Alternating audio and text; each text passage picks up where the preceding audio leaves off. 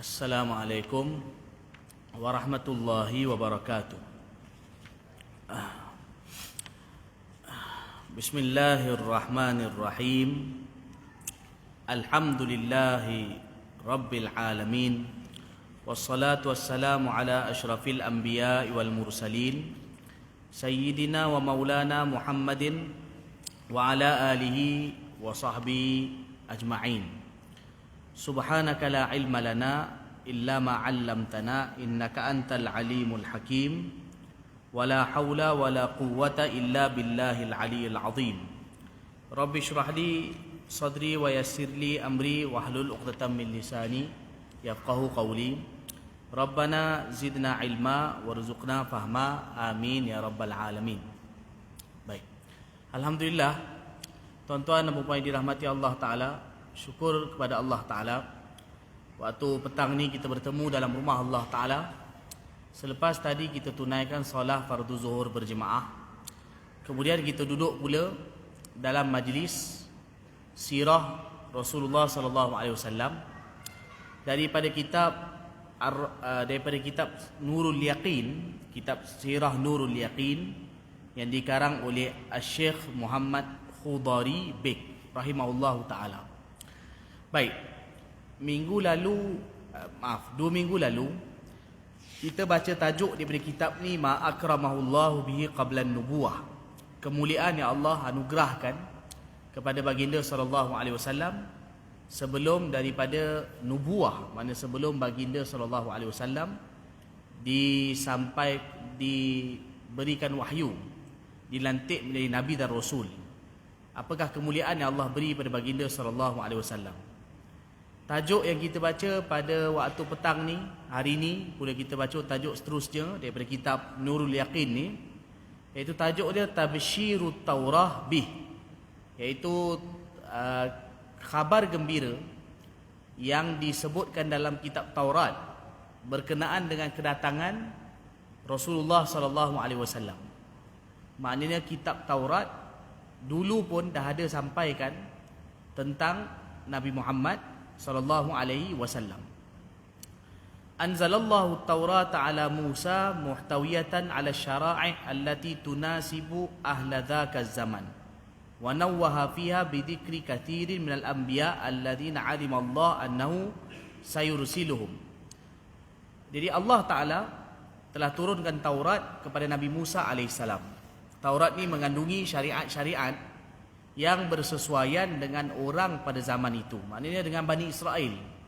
Pada zaman itu syariat yang ada dalam Taurat bersesuaian dengan mereka. Dan dalam Taurat Allah Ta'ala juga ada menyebutkan kisah-kisah yang berkenaan dengan ramai para Nabi yang Allah Ta'ala telah tetapkan bahawa Allah Ta'ala akan utus mereka.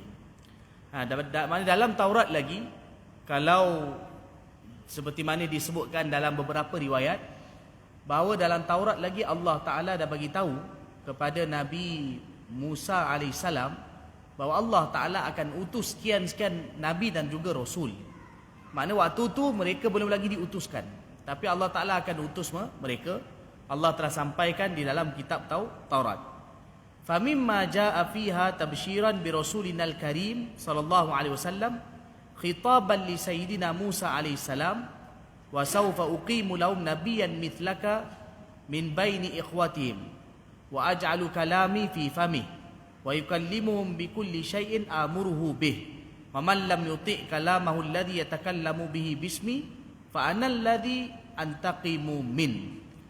Jadi dalam Taurat juga Allah Ta'ala ada sampaikan tentang khabar gembira mengenai pengutusan Rasulullah sallallahu alaihi wasallam. Dan dalam tu juga Allah Taala ada ceritakan, Allah Taala ada maknanya Allah Taala berbicara dengan Nabi Musa alaihissalam dalam Taurat. Apa Allah kata, apa yang Allah firmankan kepada Nabi Musa alaihissalam? Allah berfirman kepada Nabi Musa alaihissalam, kelak nanti aku akan bangkitkan satu orang nabi seperti engkau juga wahai Musa. Dia daripada kalangan kaum mereka. Nabi tersebut daripada kalangan kaumnya, iaitu daripada kalangan kaum Quraisy. Allah kata, aku akan letakkan kalamku di mulutnya. Mana aku akan berikan kepada dia Al-Quran. Wa yukallimuhum bikulli syai'in amuru bi, dan dia akan sampaikan kepada umatnya perkara yang aku perintahkan kepada dia. Dan Allah bagi tahu lagi, siapa yang tidak taat kepada perintah, kepada apa yang aku sampaikan kepada dia, maka aku akan hukum orang tersebut. Ini antara apa yang disebutkan dalam Taurat berkenaan dengan Nabi Muhammad sallallahu alaihi wasallam. Fa amma an-nabiyyu alladhi yajtari'u alayya bil kibriya wa yatakallamu bismi bima lam amuruhu bih aw bismi alihatin ukhra falyuqtal. Wa idza ahbabta an tamayyaza bainan nabiyyi as-sadiqi wal kadhib fahadhi alamatuk. Innama qalahu dhalika an-nabiyyu bismi rabb wa lam yuhaddith fahuwa kadhibun yuridu ta'dhima nafsihi walidhalika la takhshah. Wa yaqulu al-yahud inna hadhihi al-bishara li Yusha' ibn Nun khalifati Musa alaihi salam ma annahum kanu yantadhiruna fi muddati al-masih nabiyan akhara ghayra al-masih fa innahum arsalu li Yuhanna al-Ma'madan Yahya yas'alunahu an nafsi faqalu law anta Iliya faqala la faqalu anta al-masih faqala la faqalu anta an-nabi faqala la faqalu ma baluk idza tu'ammida idza kunta lasta Iliya walal masih walal nabi fahadhi tadul ala anna at-taurah tubashiru bi Iliya wal masih wa nabiyyin lam ya'ti hatta zaman al-masih.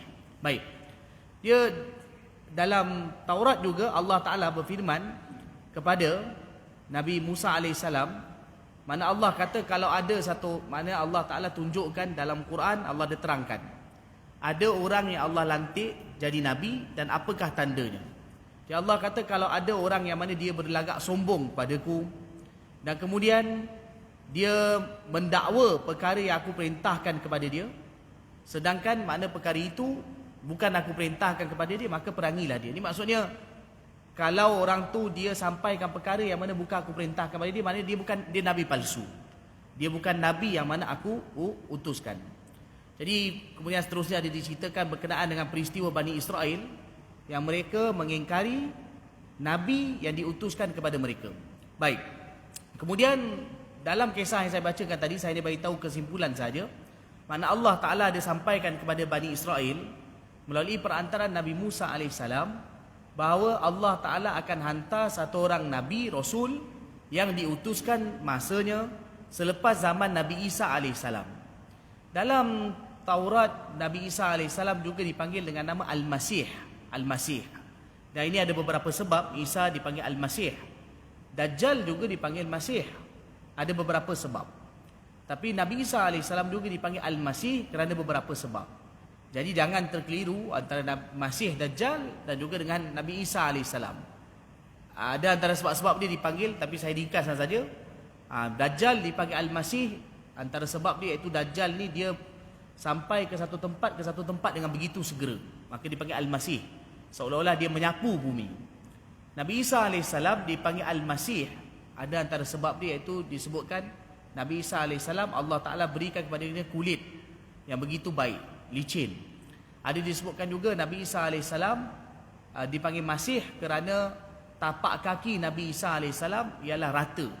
Ini ada ulama yang menyebutkan demikian. Ada beberapa sebab-sebab yang lain. Tapi dalam Taurat Allah disebutkan bahawa Allah Ta'ala akan utuskan satu orang Nabi, yang Nabi itu diutuskan selepas Nabi Isa AS Al-Masih. Jadi maknanya Allah Ta'ala ada bagi tahu khabar gembira, Allah akan utus Nabi, satu orang Nabi nama Iliya. Allah juga akan utus satu orang Nabi nama Al-Masih, dan Isa AS. Dan Allah juga akan utus Nabi selepas Al-Masih. Dan Nabi tersebut ialah Nabi Muhammad SAW. Kemudian thumma inna at-Taurah taqulu fi sifatin Nabi alaihi sallallahu alaihi wasallam innahu mithlu Musa. Wa qad nassat fi akhir sifri at-Tathniyah annahu lam yakun fi Bani Israil nabiyyun mithlu Musa. Wa warada fi hadhihi al-bishara anna an-nabiy alladhi yaftari 'ala Allah yuqtal wa yushbihu dhalika fil Qur'an qawluhu ta'ala fi suratil Haqqah walau taqawwala 'alaina ba'd al-aqawil la akhadna minhu bil yamin thumma laqata'na minhu al watin.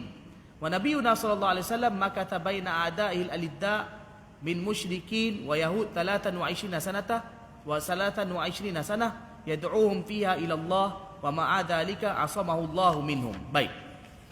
Dalam apa yang saya bacakan tadi, dalam Taurat juga Allah Taala ada ceritakan bahawa Nabi Muhammad sallallahu alaihi wasallam mempunyai persamaan dengan Nabi Musa alaihi salam. Apa dia persamaannya? Allah sampaikan bahawa Allah Taala kata bahawa akan datang nanti satu orang nabi yang dia diutuskan macam Nabi Musa alaihi salam. Apa dia macam Nabi Musa alaihi salam? Iaitu apabila nabi tersebut dia menyampaikan wahyu daripada Allah Taala, maka kaum dia akan perangi nabi tersebut dan kaum dia akan mengganggu dan menyusahkan nabi tersebut. Dan ini juga berlaku pada Nabi Musa alaihissalam.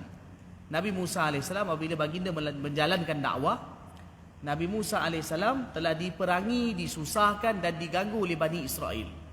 Ada yang ikut, ada yang tak ikut, tapi ramai yang tak ikut dan juga ingkar kepada Nabi Musa alaihissalam. Allah bagi tahu dalam Taurat kepada Nabi Musa alaihissalam, satu hari nanti akan datang nabi yang nabi itu bila dia sampaikan dakwah maka dia akan diperangi. Dan ini juga seperti yang mana kalau kita baca dalam sirah Nabi sallallahu alaihi wasallam, baginda sallallahu alaihi wasallam bila menjalankan dakwah, baginda telah diperangi oleh kaum baginda sendiri, kaum keluarga baginda, kaum Quraisy yang terdekat dengan baginda sallallahu alaihi wasallam. Dari segi perhubungan kerabat saudara dekat, tapi mereka susahkan Nabi Muhammad sallallahu alaihi wasallam. Baik. Jadi ini Allah ada ceritakan juga sebahagian di dalam surah Al-Haqqah. Nabi sallallahu alaihi wasallam baginda menjalankan dakwah 23 tahun. Baginda diperangi oleh orang musyrikin. Baginda diperangi juga oleh Yahudi 23 tahun. Di Mekah diperangi oleh orang musyrikin Quraisy Mekah. Di Madinah baginda sallallahu alaihi wasallam diperangi oleh orang musyrikin dan juga orang Yahudi. Mereka susahkan Nabi sallallahu alaihi wasallam. Tapi walau bagaimanapun Allah Taala telah pelihara dan jaga Nabi Muhammad sallallahu alaihi wasallam seperti mana Allah berfirman dalam surah Al-Maidah, wallahu ya'simuka minan nas. Allah pelihara Nabi Muhammad sallallahu alaihi wasallam. Baik.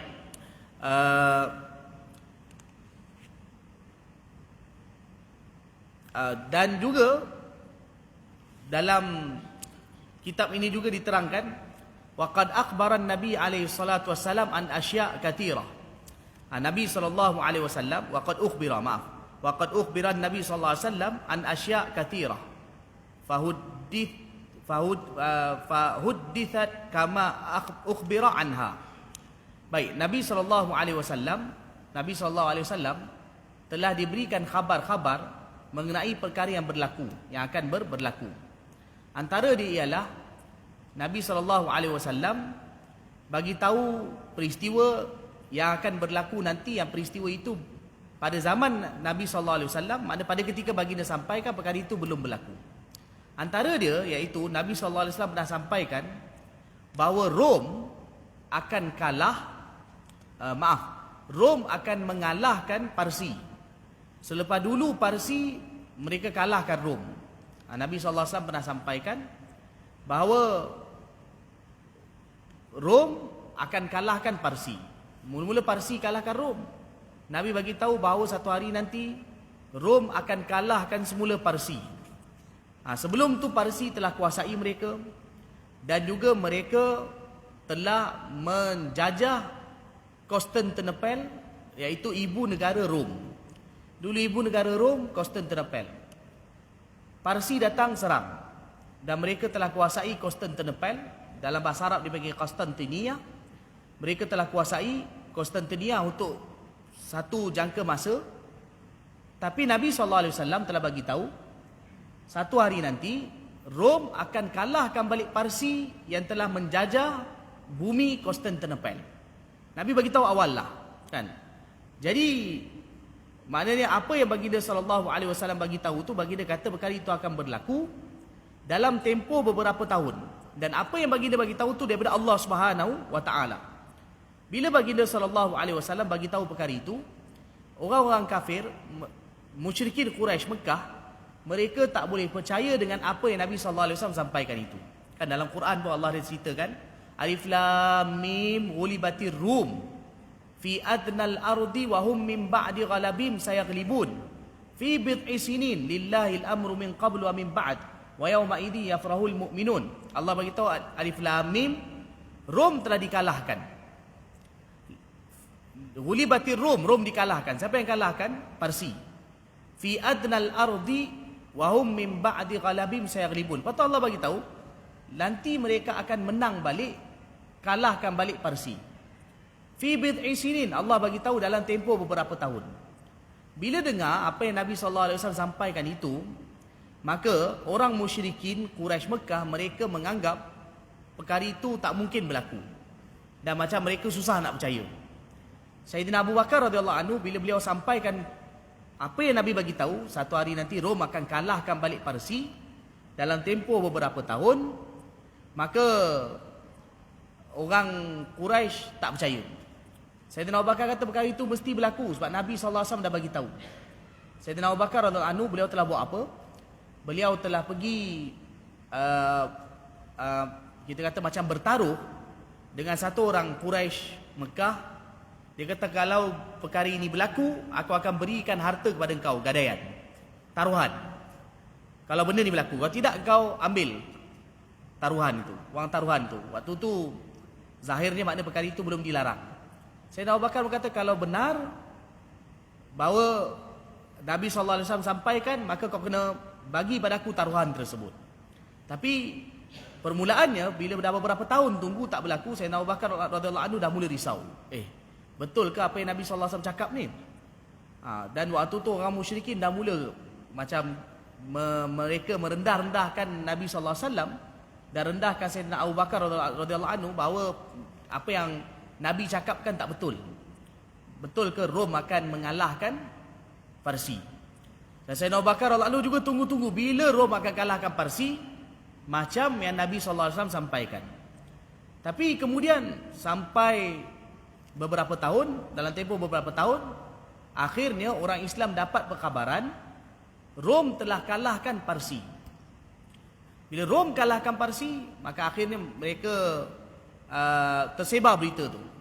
Maka orang Quraisy yang bertaruh dengan Sayyidina Abu Bakar radhiyallahu anhu, maka dia pun telah berikan wang taruhan itu kepada Sayyidina Abu Bakar radhiyallahu anhu. Maknanya kerana apa? Apa yang Nabi bagi tahu benar, kan? Maknanya perkara itu belum berlaku, tapi Nabi SAW bagi tahu awal kepada orang-orang Islam. Dan ini juga menyebabkan orang-orang Islam mereka gembira dengan kemenangan Rom pada ketika itu. Ada sebab dia. Kisahnya panjang, kerana Nabi SAW lebih suka kemenangan ahli kitab Rom berbanding daripada kemenangan Parsi. Sebab Parsi memang mereka memang tak percaya langsung pada Tuhan, Majusi. Tapi kalau Rom masih lagi percaya Tuhan. Nabi SAW dan juga orang Islam, mereka lebih gembira dengan kemenangan Rom. Jadi waktu tu bila Nabi bagi tahu Rom akan menang, orang-orang Mekah anggap bahawa ini tak benar. Tapi lepas tu memang betul-betul berlaku, Rom menang. Bila Rom menang, kan, Sayyidina Abu Bakar radhiyallahu anhu pun telah dapat telah dapat harta taruhan tersebut. Dan kemenangan Rom tu berlaku pada tahun 6 Hijrah, selepas Hudaibiyah. Sayyidina Abu Bakar bawa datang jumpa Nabi sallallahu alaihi wasallam, Rasulullah, apa yang tuan cakap terbukti benar. Dan ni taruhan yang saya buat taruhan dengan orang kafir ni saya dapat. Tapi Nabi SAW kata, Nabi tak bagi Sayyidina Abu Bakar ambil wang taruhan tu. Nabi kata sedekahkan. Sayyidina Abu Bakar radhiyallahu anhu pun telah sedekahkan taruhan tersebut. Tapi apa yang nak disampaikan ialah apa yang Nabi bagi tahu tu benar. Pasti benar. Sayyidina Abu Bakar begitu yakin bahawa yang Nabi bagi tahu tu benar. Dan akhirnya memang Rom telah kalahkan Parsi. Dia lepas tu yang sebenarnya kalau kita nak sampaikan kisahnya panjang. Lepas kemenangan itulah Maharaja Rom, Kaisar Hercules, telah pergi ke Palestin untuk raikan kemenangan dia. Bila dia pergi ke Palestin untuk raikan kemenangan dia, waktu tu mereka berpesta di Palestin. Bandar Palestin Quds yang dulu dipanggil Ilya, bila dia masuk ke Ilya, zaman tu bandar tu dipanggil Ilya, dan dulu Rom ni menguasai Syam. Bila menang, Maharaja Hercules, atau dalam bahasa Arab dipanggil Herakal, dia telah pergi raikan sambutan kemenangan dia, dia pergi buat pesta besar-besaran di Palestin. Waktu tu di Palestin, tapi bandarnya iaitu bandar Ilia. Ilia ni dulu dipanggil bandar lama. Zaman Nabi juga dipanggil bandar Ilia. Itulah bandar yang sekarang, bandar itu dipanggil bandar Al-Quds, Baitul Maqdis tu. Atau kalau Israel panggil Yerusalem. Kan? Jadi bila dia sampai kat sana, tengah seronok menang, Nabi SAW telah hantar surat dakwah kepada dia. Bila dia hantar surat dakwah kepada dia, waktu tu dia begitu terkejut dengan kedatangan surat dakwah Nabi SAW. Dan waktu tu hati dia mula bergetar dengan surat dakwah Nabi SAW. Lepas tu kisah dia panjang lagi.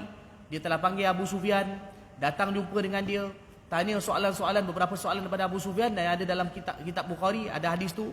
Kemudian lepas dia dah tahu bahawa Nabi yang hantar surat kepada dia Nabi yang benar, dia sendiri bagi tahu bahawa aku tak sangka Nabi itu akan datang pada zamanku ini. Tapi satu hari nanti Nabi itu akan menguasai tanah tempat aku berpijak sekarang ini. Akhirnya perkara itu menjadi kenyataan. Bila Nabi SAW dah wafat, akhirnya Islam telah sampailah ke Syam, dan tentera Islam telah sampai ke Palestin dan juga Baitul Maqdis, dan akhirnya Syam pun telah tumbang, Rom pun telah tumbang pada tahun 17 Hijrah. Tapi tentera Islam mula masuk ke sana tahun 15 Hijrah lagi, zaman Sayyidina Umar al-Anu. Dan seluruh Syam dan Rom tumbang pada tahun 17 Hijrah. Dan ini telah dicakapkan atau telah disebutkan 10 tahun sebelum tu, tahun 7 Hijrah, oleh Maharaja Rom Kaisar, bila Nabi SAW hantar surat dakwah kepada dia. Tapi Nabi hantar surat dakwah tu bila? Lepas Rom menang mengalahkan Parsi. Tahun 6 Hudaibiyah berlaku tahun 6 akhir, Zulqa'dah, lepas tu masuk Zulhijjah. Lepas tu baru Nabi SAW hantar surat dakwah kepada Maharaja Rom pada ketika itu, iaitu nama dia Herakal. Dan kalau kita panggil Hercules, tapi nama dia ialah dalam bahasa Arab dipanggil Herakal. Baik. Itu antara kisah bagi tahu maknanya perkara tersebut juga ada kaitan tentang perkhabaran Nabi SAW dan kebenaran Nabi SAW. Dan tentang Nabi SAW ni telah dikhabarkan lagi awal kedatangan baginda di dalam kitab Taurat oleh Nabi Musa AS, apa yang Allah wahyukan kepada Nabi Musa AS.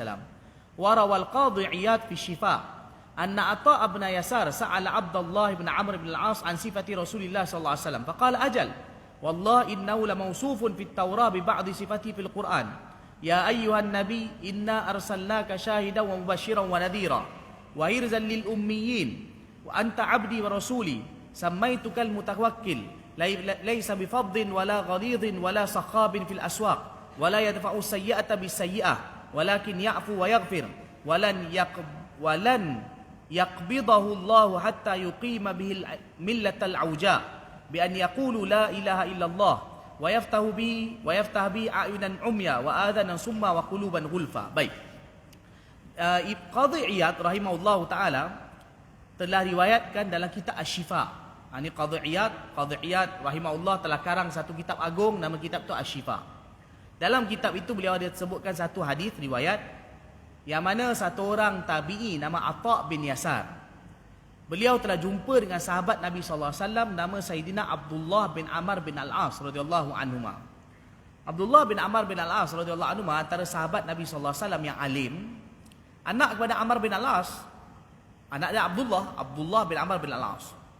Jadi beliau telah tanya, Ata' bin Yasar tanya kepada Abdullah bin Amr bin al-As tentang sifat Rasulullah atau cerita Rasulullah sallallahu alaihi wasallam yang ada dalam kitab yang terdahulu.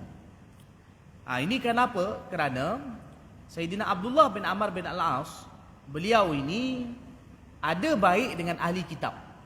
Beliau mempunyai hubungan dengan ahli kitab Yahudi. Jadi orang Yahudi dulu pernah bagi pada Sayyidina Abdullah bin Amr bin al-As kitab Taurat untuk Sayyidina Abdullah bin Amr bin al-As baca. Jadi beliau pun ada baca. Pada waktu itu, sejauh mana tepat semua ada tu benar atau tidak, wallahu alam. Tapi maknanya beliau ada baca, dan dalam kitab Taurat, Sayyidina Abdullah bin Amr bin al-As pernah dapati ada cerita tentang Nabi SAW. Sekarang mungkin dah tak ada dah, tapi ni yang mungkin kitab yang lebih hampir ke arah kebenaran. Yalah, dia bila benda tu dah makin lama, mereka tukar. Mungkin dulu dah ditukarkan sebahagian. Mungkin contoh 90% masih benar. 10% dah ditukarkan. Tapi bila dah berlalu lagi masa lama, mungkin Tata dah tukar semua. Ataupun 90% dah tukar habis. Tapi dulu mungkin lebih tepat. Sayyidina Abdullah bin Amr bin Al-As ada riwayatkan cerita tentang Nabi SAW dalam Taurat. Jadi beliau kata dalam Taurat memang ada sebut tentang Nabi SAW. Apa dia bagi tahu? Iaitu Sayyidina Amr kata ya memang ada. Sayyidina Abdullah bin Amr bin Al-As kata memang ada. Iaitu apa dia? Demi Allah, dalam Taurat memang ada cerita tentang Nabi sebiji macam dalam Quran. Dalam Taurat memang ada cerita pasal Nabi SAW hampir-hampir, mana hampir-hampir sebiji macam ada dalam Quran. Apa dia? Dalam Taurat ada sebut, ya ayyuhan nabi inna arsalnaka syahidan wa mubasyiran wa nadhira. Ini memang ada dalam Quran. Apa dia? Allah kata, wahai nabi, nabi itu Nabi sallallahu alaihi wasallam, sesungguhnya kami utuskan kau sebagai saksi dan juga memberi kabar gembira dan juga memberi amaran. Kemudian sambung lagi, Allah kata, wahai rizal lil ummin, aku utuskan kau sebagai sebagai naungan kepada orang ummiin. Ummiin di mana orang Arab. Engkau jadi penaung ataupun pembela kepada orang Arab. Engkaulah hamba-Ku dan juga rasul-Ku. Aku namakan kau dengan nama Al-Mutawakkil. Nabi SAW dalam Taurat dipanggil Al-Mutawakkil. Mutawakkil makna orang yang begitu bertawakal kepada Allah Ta'ala. Dan apa lagi? Dalam tu juga dalam Taurat disebutkan Nabi SAW tidak bersikap kasar, juga tidak bersikap keras, dan tidak buat bising di pasar. Ini antara akhlak lah, akhlak Nabi SAW. Bagi dia tak buat bising di pasar. Sebab orang Arab dulu kalau mereka berniaga, mereka akan berniaga kecoh di pasar. Ini kadang-kadang sifat ni kalau untuk orang biasa tak ada masalah. Tapi kalau orang yang maruah tinggi, dia jenis tak buat kecoh kat pasar, buat bising. Kan kadang-kadang kita pergi pasar, kita dengar orang jual ikan. Saat kita masuk di pasar, suara dia satu pasar dengar. Kan, ikan RM10 sekilo, RM10 sekilo, RM10 sekilo. Daripada atas seluruh pasar dengar suara dia. Jual ikan. Kan? Ini contoh pasar kita lah. Zaman dulu mereka tak adalah jual macam barang basah macam kita sekarang. Tapi bermakna dalam Taurat sebut Nabi SAW punya akhlak, baginda tak buat bising di pasar. Ini antara disebutkan. Apa lagi? Disebutkan lagi dalam Taurat. Apa dia? Nabi tak balas keburukan dengan keburukan. Bahkan Nabi memaafkan, bahkan baginda memaafkan dan mengampunkan. Maksud baginda memaafkan kesalahan orang. Apa dia? Allah tak akan ambil Nabi SAW sehingga Allah luruskan agama yang dulu yang menyimpang. Agama yang dulu orang Quraisy rosakkan. Allah tak akan ambil Nabi sehingga agama yang menyimpang Allah luruskan. Macam mana? Iaitu bila umat Nabi SAW ucapkan la ilaha illallah. Dan apa lagi disebutkan? Baginda akan membuka mata-mata yang buta. Baginda juga akan membuka telinga yang pekak dan juga hati yang terkunci. Macam mana? Iaitu bila Nabi SAW bawa Islam, mata yang buta, telinga yang pekak, hati yang terkunci, baginda akan buka, akan terima Islam dan orang mendapat hidayah daripada Allah Subhanahu wa taala. Baik. Ini antara kisah-kisah Nabi sallallahu alaihi wasallam saya bacakan dalam kitab ini. Ini ialah cerita tentang Nabi sallallahu alaihi wasallam dalam Taurat. Maknanya sebelum Nabi sallallahu alaihi wasallam datang lagi, cerita tentang Nabi sallallahu alaihi wasallam dalam Taurat dah memang ada. Bahkan orang Yahudi dah tahu tentang Nabi sallallahu alaihi wasallam. Tapi bila baginda datang, mereka tetap tak beriman kepada Nabi sallallahu alaihi wasallam. Antara yang beriman tak ramai, tapi beberapa orang dia beriman, ahli kitab Yahudi. Bila Nabi SAW datang ke Madinah. Sedangkan ramai ahli kitab di Madinah dulu tahu Nabi benar. Mereka dah baca tentang Nabi dalam kitab mereka. Tapi tetap tak mau beriman kerana Nabi SAW bukan dari bangsa mereka. Dan kerana takabur, ujub mereka, maka menyebabkan mereka tak beriman kepada Nabi Muhammad SAW. Tuan-tuan dan puan dirahmati Allah Ta'ala, kita sebagai umat Islam syukur kepada Allah Ta'ala. Allah pilih kita daripada kalangan orang yang beriman kepada Nabi SAW. Maknanya lahir-lahir secara umum dah beriman kepada Nabi SAW. Sedangkan maknanya kita pun tak pernah doa kepada Allah sebelum kita lahir kan. Allah pilih kita sebagai umat Islam, beriman kepada Nabi sallallahu alaihi wasallam, tapi Allah pilih kita.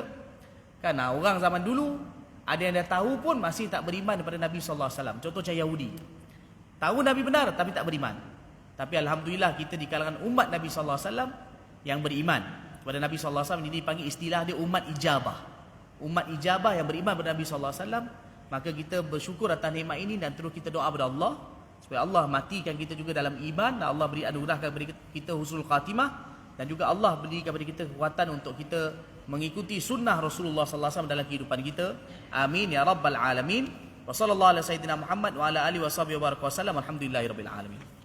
Tajuk yang akan datang pula tajuk tentang apa yang kabar gembira dalam kitab Injil tentang kedatangan Nabi sallallahu alaihi wasallam. Tadi Taurat, tajuk seterusnya berkenaan dengan berita gembira tentang kedatangan baginda sallallahu alaihi wasallam dalam kitab Injil. Itu tajuk yang akan kita baca nanti. Baik, wallahu alam. Subhanallah bihamdi, subhanakallahumma bihamdika, nasyhadu an la ilaha illa anta, nastaghfiruka wa natubu ilaik. Subhana rabbika rabbil izzati amma yasifun wa salamun alal mursalin walhamdulillahi rabbil alamin. Subhanallah bihamdi, subhanakallah.